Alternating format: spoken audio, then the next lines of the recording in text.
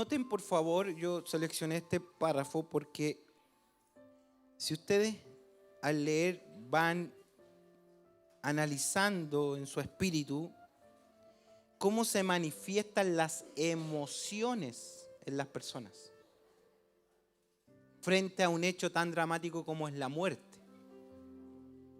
Dice Jesús profundamente conmovido. Otra vez vino al sepulcro. Era una cueva, la cual tenía una piedra puesta encima. Permítanme ahí un segundo y decirle que claramente se trata de una familia de muchos recursos. No era una familia pobre, era una familia rica de la época. Para tener una sepultura propia en una cueva había que tener mucho dinero, había que ser rico. No se sepultaba en esos lugares solo los que tenían mucho dinero. Recuerden la sepultura de Jesús también en un campo que era de un rico, José de Arimatea. Entonces, notemos que esta familia es rica. Y aún con toda su riqueza no pudo confrontar la muerte. No tuvo poder, su riqueza no pudo con la muerte. Dice, era una cueva y tenía una piedra puesta encima. Dijo Jesús, quitad la piedra. Marta, la hermana del que había muerto, le dijo, Señor, hiede ya, porque es de 4 días. Jesús le dijo, ¿no te he dicho que si crees verás la gloria de Dios? Entonces quitaron la piedra de donde había sido puesto el muerto. Y Jesús, alzando los ojos a lo alto, note esto, tiene un sepulcro abierto, y Jesús, antes de dirigirse al sepulcro, alza sus ojos al cielo. Él va a hacer una oración.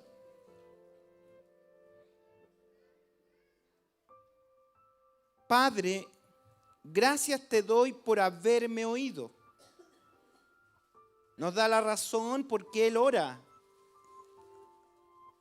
Yo sabía que siempre me oyes, pero lo dije por causa de la multitud que está alrededor, para que crean que tú me has enviado. Está rodeado de sus amigos, está rodeado de sus discípulos. Y Él tiene el propósito de que crean. ¿Por qué? Porque tienen dudas, porque su fe es vacilante.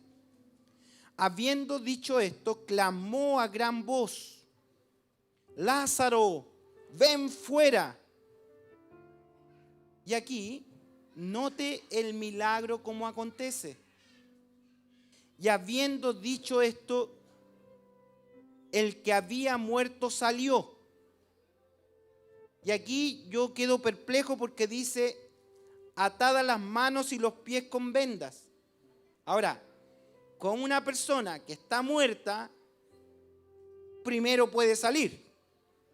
Y segundo, con una persona que está muerta y que tiene atadas las manos y los pies, puede salir. Noten el tremendo poder de Dios, que no tenía ninguna capacidad el muerto de resucitar y no tenía ninguna capacidad el muerto de caminar. Está atado. Pero aún así el poder de la palabra del Señor puede con él y lo saca de su sepultura. Y el rostro también lo tenía envuelto en un sudario. Y Jesús da la orden, desatarle y dejarle. La séptima señal entonces nos enseña a enfrentarnos con uno de los hechos más dramáticos que el ser humano puede enfrentar. Esto es la muerte. La muerte aterra a las personas y puede aterrarla a usted. Es el temor de pasar a algo que es totalmente desconocido. No tenemos una persona que haya muerto y nos dé el testimonio, nos diga qué vio allá. Tenemos varias suposiciones. varias ideas, muchas cosas que se hablan. Estuve muerto y fui al cielo. De repente hay que contrastarlas con la verdad y la luz de la palabra, si están así. A veces son testimonios o testimonios muy espectaculares, pero el reino de las tinieblas se viste como ángel de luz. Las almas están en cadenas, viven en cadenas. ¿Y qué dice que su espíritu y su alma no es tomada y llevada a un mundo de ciencia ficción para tergiversar la verdad? Y después aparecen como grandes Illuminatis. Por ahí alguien que soñó que iba al cielo y todo, y después hacía llover oro, y usted ha visto las noticias. Entonces, los frutos van a hablar mucho de las evidencias de lo real, o lo ficticio, o lo falso. Entonces, la verdad que la Biblia se ha encargado de decirnos claramente, sin ningún tapujo y con mucha eficacia, qué hay después de la muerte. ¿Qué espera después de la muerte? ¿Cómo la muerte es un imperio derrotado por el poder de Jesucristo? Cuando la iglesia está siendo acechada, perseguida, lo primero que dice Jesús al aparecer en Apocalipsis, capítulo 1, le dice a Juan: no temas, yo tengo las llaves de la muerte y tengo las llaves del Hades. No teman. O sea, no hay sepulcro que te pueda retener, la muerte está vencida. Dice 1 Corintios 15 que sórbida es la muerte en victoria, o sea, vencida ha sido la muerte por la victoria del Señor. Pero lo cierto es que tenemos que enfrentar la muerte. Eclesiastés 8:8 dice: no hay hombre que tenga potestad sobre el espíritu para retener el espíritu.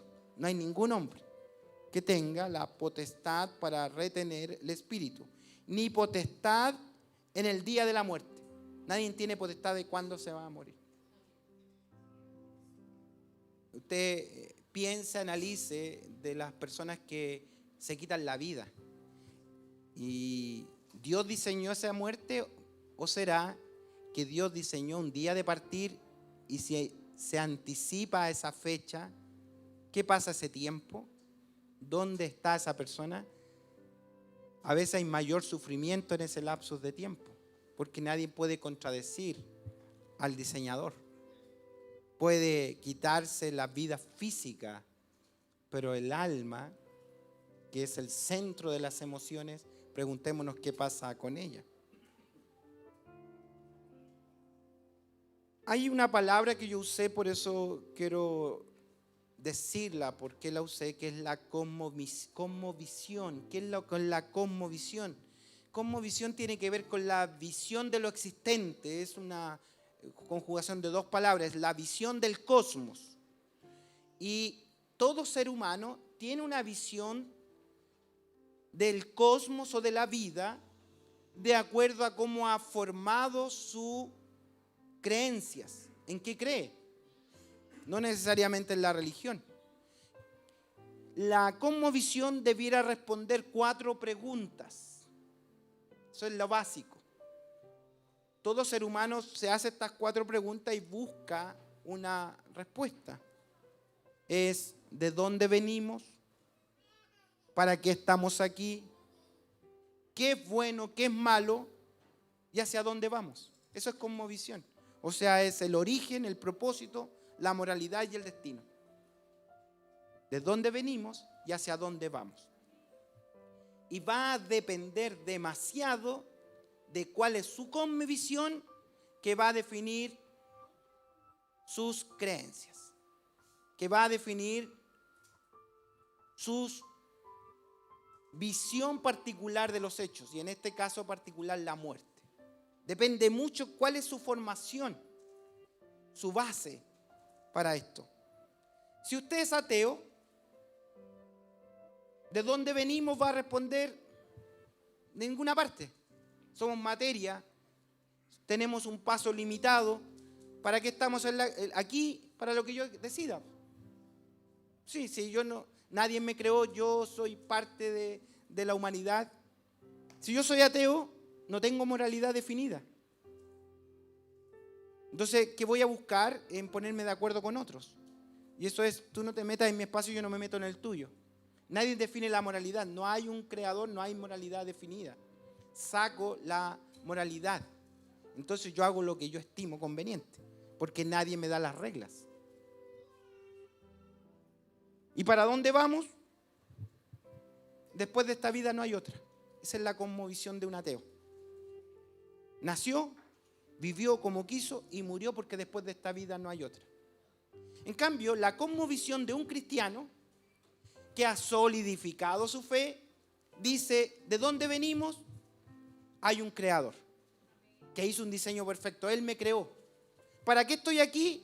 Para el propósito eterno que Él diseñó en mi vida, que es para su gloria, para darle gloria a Dios, para que Él sea el centro de mi vida. ¿Y quién define lo que es bueno o qué es malo? La moralidad de Dios, su palabra. El creador lo diseñó. Este es el manual. No voy a hacer mi pensamiento, voy a hacer lo que la palabra dice. ¿Y para dónde vamos? Bueno, el cristiano dice, voy a la gloria, a estar para siempre con el Señor. Depende de la moralidad. Si mi cosmovisión es cristiana, entonces yo voy a pensar en el futuro. La muerte va a ser un paso, va a ser un tránsito. Pero voy a enfrentar la muerte con la cosmovisión del cristianismo. En cambio, si soy ateo, es terrible, porque la muerte va a significar el fin de todo. Entonces tengo que apresurarme a hacer lo que yo quiera porque me queda poco. Y lo cierto es que ateo está condenado en su mente a que su existencia acaba ahí cuando muere y no hay más. Entonces una persona que no tiene expectativas de eternidad, imagínense cómo debe vivir esa persona, digo yo. Con un temor terrible a morir, porque esa es toda su existencia. Ahora, con esto en mente, han surgido una serie de pensamientos. El hombre ha ideado cosas. Entonces, ¿cómo enfrentar la muerte desde la religión? Entonces hay religiones que han dicho, mira, tenemos una cosmovisión distinta. Inventamos algo distinto. ¿Cuál es? La reencarnación. En el perfeccionamiento del individuo. Entonces siempre vamos perfeccionando, ¿no? Entonces todos los defectos que tuve en esta vida, muero y me voy a renacer en otro individuo donde va a tener mayores perfecciones. Y lo cierto es que han pasado miles de años en la humanidad y todavía no encontramos el ser perfecto. Y encontramos en la humanidad una involución, según nos dice Romanos capítulo 1. La Biblia se ha encargado de decirnos que el hombre no ha evolucionado como dicen las creencias científicas, la evolución de la especie. Lo que Romanos 1 nos dice es exactamente lo contrario. El hombre ha involucionado. En un término muy fuerte dice que los hombres, debiendo ser sabios, se hicieron necios y se entregaron a sus razonamientos, y dice que los trata como animales. Dejaron su condición de seres creados por vivir como animales, llevados por sus concupiscencias y sus sensaciones. Entonces eso se llama involución. El hombre no ha evolucionado, el hombre ha involucionado. Entonces, la religión puede decirle que usted puede reencarnarse en otras vidas. Y así podríamos ir buscando la cosmovisión con respecto a la muerte. Si usted es militar japonés de la Segunda Guerra Mundial, usted dirá, mi cosmovisión es ser un héroe y debo morir por mi patria. No le tengo temor a la muerte porque al morir voy a ser un héroe y toda mi familia va a quedar cubierta con una jubilación de por vida. Entonces me subo a un avión y soy un kamikaze. Su cosmovisión de la muerte. Está dispuesto a morir por dejar palestinos. Cuando ellos hacen atentados terroristas contra Israel, la propia Constitución les asegura una jubilación a su familia. Entonces los niños de 14, 16 años que no tienen ningún futuro deciden inmolarse por su familia. No hay temor a la muerte porque según su religión Alá los va a bendecir. Y así podría seguir la historia.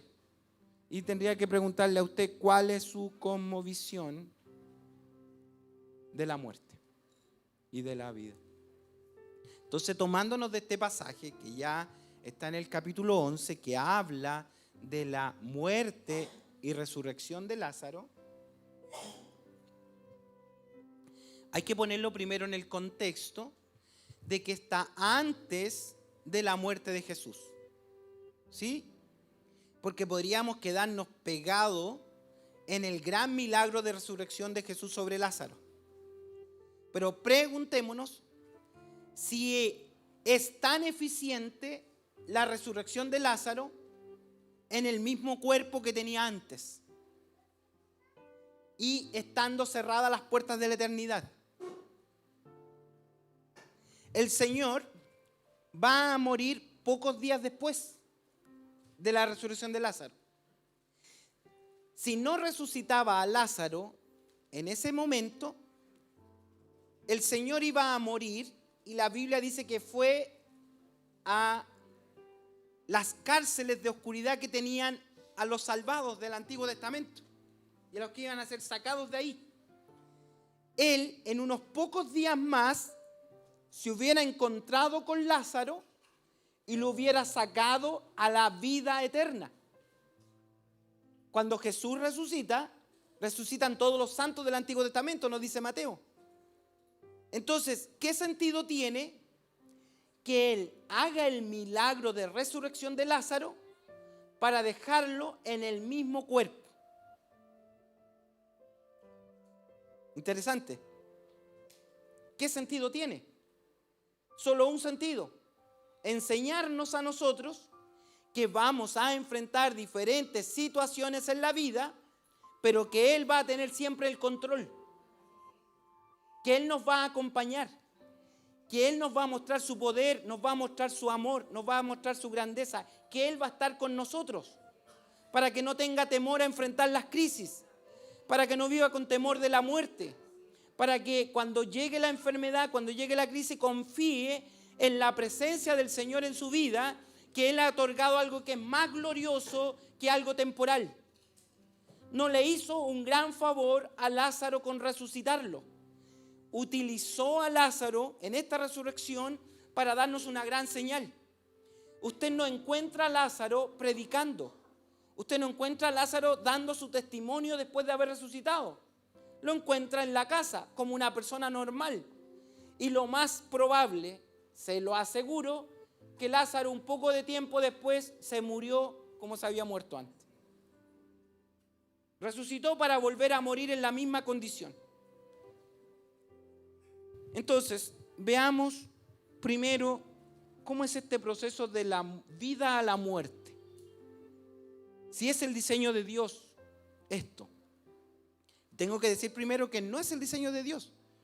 Nosotros hablamos mucho, los predicadores, desde Génesis 3 en adelante. Y hablamos poco de Génesis 3 hacia atrás. Cuando de Génesis 3 hacia atrás está la plenitud de la vida. Está cómo es el diseño original, cómo creó Dios las cosas. De eso no hablamos. ¿Por qué? Porque estamos en una condición caída. Y lo que se encarga la Biblia en la protología, que es un término de decir cómo comienzan las cosas, lo une con la escatología, que es el final de las cosas. Y Génesis 1 y 2 está cerrado con la caída, viene toda la historia de la humanidad hasta llegar a Apocalipsis, y en Apocalipsis se vuelve a abrir el propósito eterno de Dios y encontramos el final de la historia. Vi un cielo nuevo, una tierra nueva, y donde paseamos, donde el Señor enjugó toda lágrima y nos llevará a fuentes de bendición y vida eterna. Eso es el propósito eterno. Pero entre medio encontramos que el hombre pasó de esta plenitud a una vida de terror y muerte, lo que le llama el apóstol Pablo el imperio de la muerte reinó. ¿Cómo es esto el paso de la vida a la muerte? ¿Y cómo es entonces después el paso de la muerte a la vida? Esos dos conceptos. En Génesis capítulo 3 encontramos entonces las consecuencias de la caída, porque el diseño de Génesis antes del capítulo 3 es otro. Dijo Dios en Génesis 1:31, vio Dios todo lo que había hecho, y aquí que era muy bueno, y fue la tarde y la mañana del día sexto. ¿Cómo hizo Dios? Dios, el Eterno, el Todopoderoso, encontró que todo era bueno. Todo era bueno. Perfecto. Cuando Dios da las reglas de este mundo pleno, dice, mandó Jehová Dios al hombre en el Génesis 2, 16 y 17, diciendo, de todo árbol bueno podrás comer, de todo árbol del huerto podrás comer, mas del árbol de la ciencia del bien y del mal no comerás, y aquí se lo anuncia, porque el día que comieres, ciertamente morirás. Entonces, en la vida plena con Dios no había muerte. No había entrado el imperio de la muerte no existía. Cuando el hombre ha pecado, ya desde Génesis 3, 17 en adelante, entonces encontramos que Dios va a poner límite a la vida de los hombres, esta vida terrena. Y eso es un juicio con mucha misericordia, va a demostrar el amor del cielo por el ser humano, por su creación. Dice, y al hombre dijo, por cuanto obedeciste a la voz de tu mujer, no se lo tomen a cuenta eso es otro tema, y comiste del árbol que te mandé diciendo, no comerás de él, maldita será, noten, la tierra por tu causa. ¿Qué ha sido maldito? La tierra, este mundo que vivimos. Por tu causa, le dice, con dolor comerás de ella todos los días de tu vida, todos los días de tu vida. Y todos los días de tu vida es el límite que Dios pone. El hombre tiene un límite. La muerte es el límite de vida que Dios otorgó a los seres humanos. Ya finalmente Pablo, hablando a los romanos en 5:12, nos dice, y no entra todo en esta maldición. Por tanto, como el pecado entró en el mundo por un hombre y por el pecado la muerte, así la muerte pasó a todos los hombres por cuanto todos pecaron. Hasta ahí, creo yo, me imagino, que no hay nada nuevo que le haya dicho. Lo que le he recalcado como base, cómo entra la muerte y cómo esta muerte nos persigue a todos. Usted y yo estamos sentenciados a morir. Ahora, como esta es una realidad, es cómo vamos a enfrentar esta realidad nosotros. Y va a depender de la cosmovisión de la muerte que tengamos. Es cómo usted tiene estructurada su pensamiento y su formación con respecto a los conocimientos bíblicos, que va a determinar cómo usted ve la muerte, aunque le dé pavor. ¿Hay alguno que le tenga terror a la muerte? ¿Tienen miedo de morirse? Sí, por cierto, porque es un temor a lo desconocido. Ahora, otro punto muy importante antes de ir netamente a lo que sucedió ese día en Betania, es comprender cómo trabaja Dios. Es comprender los propósitos eternos de Dios. Y es cómo el amor de Dios está en medio de sus juicios. Cómo Él ejecuta juicios. El hombre ha sido sentenciado a morir a causa del pecado. Es la separación de Dios y el hombre, y está sentenciado a morir. El hombre va a buscar fórmulas de todo tipo para tratar de alargar la vida. Tratamientos, medicina. De alguna manera tratar de alargar, ojalá encontrar el árbol de la juventud, eterna juventud, ¿cierto? Volver a recuperar años. Pero lo cierto es que nadie va a pasar 120 años. Le puse una meta larga. Nadie aquí va a vivir más de 120 años. O sea, haga lo que haga, no va a vivir más de 120 años. El tema es que Dios en su misericordia da un juicio a Adán con mucho amor para librarnos a todos nosotros de una calamidad eterna. Cuando Dios echó al hombre, dice, cuando Dios echó fuera al hombre y puso al oriente del huerto del Edén querubines y una espada encendida que se revolvía por todos lados para guardar el camino del árbol de la vida. Lo primero que hizo Dios es sacarlo de este mundo pleno que tenía intimidad con él en el huerto, y es expulsarlo del huerto. ¿Por qué lo tiene que expulsar del huerto? Porque nosotros podríamos darle consejos a Dios y decirle por qué no arregla las cosas de otra manera. ¿Por qué no exterminó a Adán nomás? Hizo otro Adán de inmediato. ¿Para qué toda esta larga historia? ¿Por qué no lo dejó? ¿Por qué su misericordia no actuó con él? ¿Por qué no lo dejó que comiera del árbol de la vida? Y aquí viene el gran misterio de la misericordia de Dios con Adán. Él está sentenciado a morir y está en un cuerpo con células que se están envejeciendo, unas células malditas. Está en un cuerpo maldito que va a morir. Si él accede al árbol de la vida en una condición caída, en una condición de pecado, ¿cuál hubiera sido la consecuencia?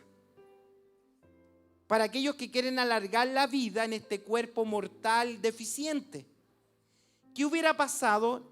Analice conmigo, por favor, si Adán va y come del árbol de la vida, del cual Dios no había prohibido comer. Y Adán no comió. ¿Cómo sabemos que no comió del árbol de la vida? ¿Cómo sabemos que no comió del árbol de la vida? Porque se murió. Si hubiera comido del árbol de la vida, hubiera vivido siempre. No comió del árbol de la vida. ¿Cómo sabemos que no comió del árbol de la vida? Dios le cerró el paso al árbol de la vida. No comió. No comió mientras podía comer. Y ahora que está en una condición de pecado y de condenación de muerte, tiene los días contados. Si él accede a comer del árbol de la vida, hubiera sido dramático, catastrófico para él y toda la humanidad. Imagínese usted vivir eternamente sin morir en un cuerpo caído. Si ya a los 50, 60 nos vienen los achaques, nos empiezan las enfermedades, imagínese que usted envejece, pero no puede morir con todos los dolores sobre su cuerpo. ¿Cuántos años tiene? 1000 años. ¿Y hace cuánto que está así? Como 900. ¿Cuánto desea morir? No puede morir, porque se quedó anclado a la caída, no tiene ninguna posibilidad de vivir, de una buena condición. Kiel, en su comentario del Antiguo Testamento, lo dice de esta manera: la inmortalidad es un estado de pecado. O sea, no morir, la inmortalidad. La inmortalidad es un estado, en un estado de pecado, dice él, es una vida eterna distinta a la que Dios diseñó para el hombre. Es una vida de miseria interminable. La expulsión del paraíso entonces fue un castigo impuesto para el propio bien del hombre. O sea, fue tanto su amor que él dijo: no puedo dejar al hombre en esta condición de pecado, caído, sentenciado a morir, y que él coma del árbol de la vida si sus células están destinadas a envejecerse. Tengo que buscar un camino nuevo y vivo para él. Le cierra la puerta al árbol de la vida, y es el árbol de la vida tipificado en la persona de Jesucristo que tiene que venir para tomar el lugar del hombre y sacarlo de esa condición y vencer al imperio de la muerte. Porque el puro amor de Dios ha provocado que el hombre no pueda acceder a la vida en su condición caída. ¿Por qué es importante entender esto? Porque nosotros muchas veces queremos alargar nuestra vida y nuestra condición tal como somos sin ningún cambio, pensando en alargar lo que somos cuando lo que somos es temporal. Lo que somos está sentenciado a morir. No hay mayor paso y no hay ninguna posibilidad de entrar a la vida eterna si no es por la gracia del Señor Jesucristo. Ni siquiera en la religión, ni los 50 años que usted tenga de evangélico. Nada hay sino solo un camino hacia la gloria. Por eso que el Señor Jesucristo dice: Padre, te agradezco que siempre, yo sé que me oyes, pero estoy orando a ti para que ellos entiendan y crean que yo soy el enviado que trae vida. Les dice a las mujeres, yo soy, no les dice la vida y la resurrección. Note que él invirtió las palabras. Él dice, yo soy la resurrección y la vida. ¿Por qué habla de resurrección? Porque el hombre está muerto.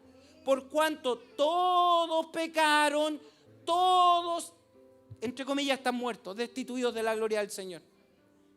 Entonces él dice, yo soy la resurrección, tengo que resucitarlos a todos primero, sacarlos de su condición de muerte para darles vida y vida en abundancia. Vamos a Juan capítulo 11, los últimos minutos que tengo. Y lo que usted va a encontrar en todo el capítulo de Juan es cómo los sentimientos y las emociones se afectan con esta triste realidad de la muerte.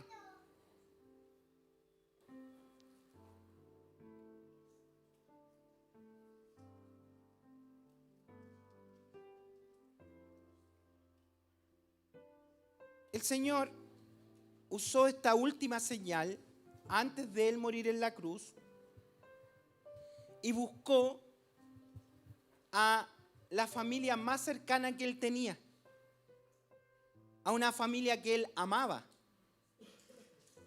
No fue un extraño para decirnos qué tan cercano está él de nosotros. Lázaro significa que en Dios ayudará. Note por favor en los primeros versículos del capítulo 11, nos relata esta condición y nos va a decir que Dios ha permitido que Lázaro muera y que resucite para mostrar el poder de Dios, la gloria de Dios. Y Él ha seleccionado a alguien que ama, que va a afectarle no solo a Él, sino a todo su entorno. Dice que Jesús estaba profundamente conmovido. Versículo 3.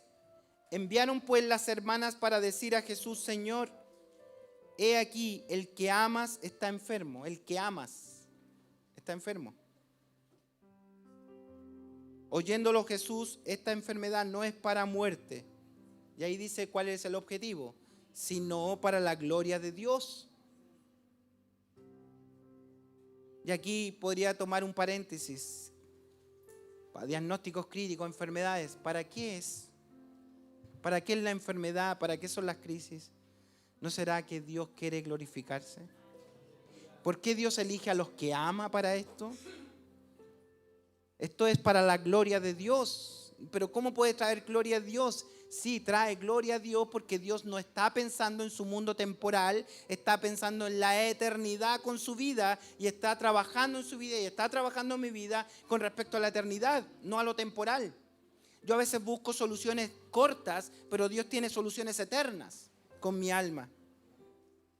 El 5 dice, y amaba Jesús a Marta y a su hermana y a Lázaro. ¿Ve? Lo dice 2 veces, lo dice el 3, lo dice el 5.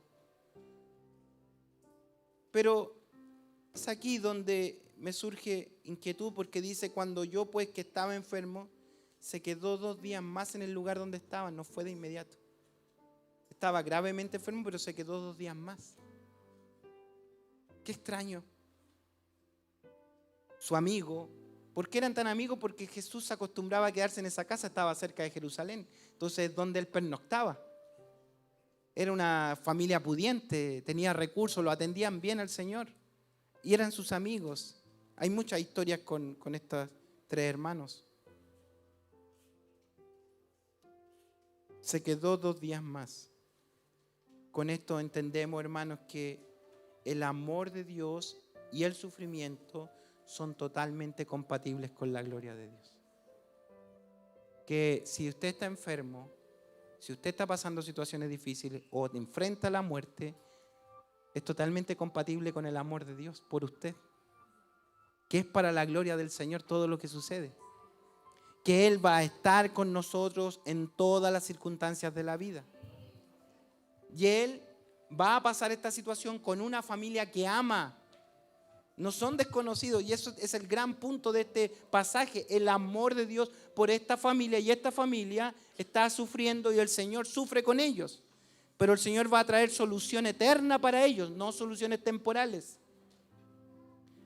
Se da cuenta en este pasaje que cuando Jesús viene ya el hermano ha muerto y la cosmovisión de sus amigas es distinta, cada una tiene su propio concepto. Una le dice: Señor, si hubieses estado aquí, mi hermano no hubiera muerto. Mas sé que resucitará en el día postrero. Y ella tenía una cosmovisión del Dios del futuro. Vivió su vida pensando en la eternidad, pero siempre en el futuro, no en el Dios del hoy. Después María tiene un Dios del ayer. Y le dice: Señor, si hubieses estado ayer, mi hermano no hubiera muerto. Y es el Dios del pasado. Y así va la gente en el cristianismo, hablando del Dios del ayer que hizo grandes cosas y el Dios que vendrá mañana, pero en el hoy viven vacíos, viven tristes, viven amargados, su cosmovisión es temporal, es cerrada, es sesgada. Y el Señor va a responder con poder y dice: yo soy la resurrección y la vida. El que esté muerto vivirá hoy. La vida abundante es hoy, no mañana, es hoy, porque Él es el Señor del día. Y Él se va a presentar con el poder de Dios en el hoy, en medio de sus circunstancias, porque el sufrimiento también es parte del proceso de la vida cristiana y el Señor se conmueve con nosotros. El Señor va a estar a nuestro lado. El Señor va a ser todopoderoso. El versículo 4 dice: Jesús les dijo a sus discípulos: Lázaro ha muerto. Y mire la emoción del Señor entre la tristeza y la alegría, porque Él va trabajando con cada uno. Y dice: y me alegro por vosotros. Se murió su amigo, él está triste, la familia está triste, pero dice: ¿saben qué? Me alegro por ustedes. ¿Por qué? Porque de no haber estado allí, para que creáis, vamos para allá, dice, vamos a verlo. Tenemos que entender, hermanos, finalmente que Dios tiene el control de nuestras vidas. Dice el Salmo 135, todo lo que Jehová quiere lo hace. En los cielos y en la tierra, en los mares y en todos los abismos, todo lo que Dios quiere hace. Él tiene el control de su vida y dependerá de la cosmovisión que usted tenga, es cómo usted va a enfrentar la vida. Hay personas que ante la más mínima situación crítica dejan todo tirado. Le echan la culpa a la iglesia, le echan la culpa al Señor, cualquier situación, hermano, de cualquier índole, porque su cosmovisión es vacía, su cosmovisión es débil, no tiene una cosmovisión de la verdad. Y usted tiene que entender que todo pasa por el trono del Señor. Por eso el apóstol Pablo dice: ya sea que vivamos o que muramos, del Señor somos. Yo no me he detenido tanto a resaltar el milagro porque usted lo sabe, pero quiero encontrar estas perlas preciosas. Quiero terminar con el centro de este relato, entonces, de todo el relato que hemos visto. La muerte, la vida, está centrado en el versículo 25. Que la gran enseñanza de este pasaje no es el milagro. Que todo lo que está pasando con el Señor es discipular. Discipular a sus discípulos, acompañar a sus amigas que ama, venir donde Lázaro y mostrarles el amor del cielo. Y decirles, versículo 25, Jesús le dijo: yo soy la resurrección y la vida. El que cree en mí, aunque esté muerto, vivirá. Y todo aquel que vive y cree en mí, no morirá, y note ahí en su Biblia, eternamente. Se va a morir si el Señor no ha venido. Se va a enfermar porque sus células están condenadas a enfermarse. No es que Dios perdió el poder, no es que Dios perdió el control. Va a tener amargura, sí, y el Señor Jesús en esta Biblia dice: Jesús lloró. Es un texto, el texto más corto de la Biblia. Jesús lloró. ¿Cómo llora Jesús? ¿Por qué Jesús ha de llorar? ¿Por qué lloró? por ver la triste condición de una raza caída sin ninguna expectativa. Cómo las emociones brotan de aquí para allá, cómo él haber estado en la casa de sus amados amigos y tienen conceptos cerrados. Y él tiene que decirles, yo soy la resurrección y la vida. Quieren que les resucite a Lázaro, se lo resucito, pero él va a volver a morir. Él va a volver a sufrir los dolores de la muerte, va a morir 2 veces. Pero el que cree en mí no morirá eternamente. Va a vivir para siempre, dice. Y le dice, ¿crees esto? Entonces la pregunta para nosotros, ¿crees esto? Esa es la gran verdad del Evangelio. Que esto no me llevarían a predicar a una iglesia de la porpedía. No. Hermano va a sufrir. Hermano va a llorar. Va a pasar tratamientos difíciles. Se va a ir, si el Señor no viene, se va a meter en un cajón. Vamos a tener que llorar por usted y usted va a tener que llorar por mí. Esa es la verdad. Pero el que cree en mí, el que tiene una conmovisión mía de quién yo soy, no va a morir eternamente. Este cuerpo tiene que ser desintegrado totalmente porque está condenado al polvo. Del polvo fue tomado, del polvo volverá, y este es el proceso. Pero descanso en la gran eternidad que Dios tiene para mí. Y eso lo abrió el Señor no con una resurrección de Lázaro, no con la resurrección de un joven, no con la resurrección de una niña. Él tiene poder para dar vida, pero no es el objetivo de Dios devolvernos a esta vida o alargarnos a esta vida o acomodarnos en esta vida. Porque si fuera esta vida el objetivo, Dios le abre el árbol de la vida a todo y nos da la dirección y vamos a comer del árbol de la vida. Pero ¿de qué sirve vivir en esta condición? ¿De qué sirve vivir en esta vida? ¿De qué sirve? Si a la postre se va a morir igual. El Señor quiere darle solución eterna. Yo soy la resurrección. ¿Por qué? Porque está muerto, tengo que resucitarlo. No a Lázaro, a nosotros. ¿Crees esto? Le dice. Termino con lo que nos expone William Hendriksen en su comentario del Nuevo Testamento. Dice, Jesús es la resurrección y la vida en persona. La vida plena y bendita de Dios. Todos sus gloriosos atributos, omnisciencia, sabiduría, omnipotencia, amor, santidad, como tal es también la causa, manantial o fuente de la gloriosa resurrección de los creyentes y de su vida eterna. Porque Él vive, nosotros también viviremos. Si Él desaparece, no queda sino la muerte. Pero si Él está presente en nuestras vidas, está asegurada la resurrección y la vida. El príncipe de la vida es siempre el vencedor de la muerte. No solo es en la resurrección el último día, sino que es cada segundo de su caminar. ¿Qué fue lo más maravilloso en Betania? Fue que Él estuvo presente. Lloraron, lloraron. Sufrieron, sufrieron. Se murió, se murió. Lo sacó, lo sacó. Hizo poder, pero Él dijo, todo esto es para que ustedes sepan que yo soy la resurrección y la vida, la gran señal, la séptima señal, que todo lo que nos pasamos en estas 6 señales termina centrado en Cristo el Señor, y que tenemos que ir a su cruz y tenemos que ir a su tumba vacía y encontrar que Él no está ahí, sino que Él se levantó de la muerte y de la... Que el Señor nos ayude, que esta conmovisión de la verdad de Dios quede plasmada en su corazón. Que cuando venga la enfermedad, lo más glorioso que puede pasar en ese proceso no es solo la sanidad, es que Él esté con usted acompañando. Que al momento de llegar la hora de partir y tengan que introducirlos a un ataúd, usted esté tomado del Señor y que Él esté presente con usted para llevarlo a la eternidad. Que en cualquier circunstancia que pase, Él esté a su lado, que Él esté presente.